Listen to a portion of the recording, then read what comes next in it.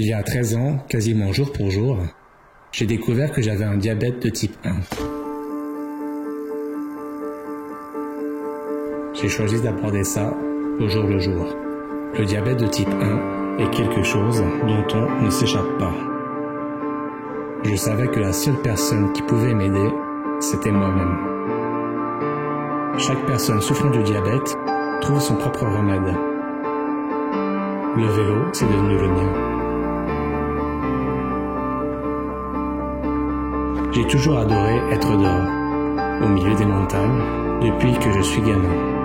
Mon père était un montagnard, j'ai ça dans le sang.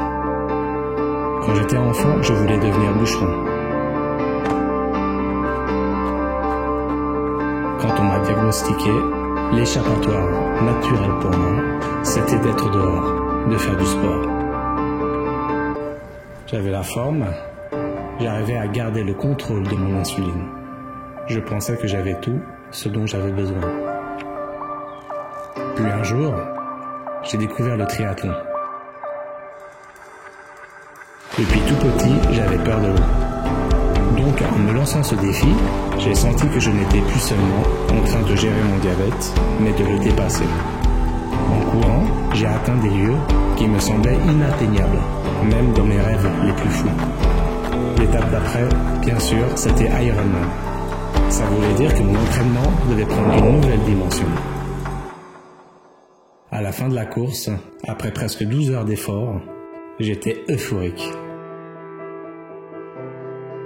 Ça a été mon aventure jusqu'ici.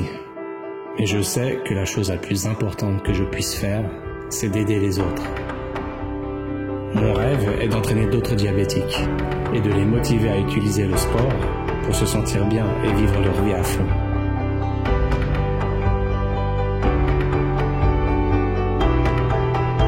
Quand tu découvres que tu es atteint d'une maladie qui va bouleverser ta vie, tu pourrais penser que la roue s'arrête de tourner. Je veux montrer que la mienne continue de tourner, plus vite que jamais.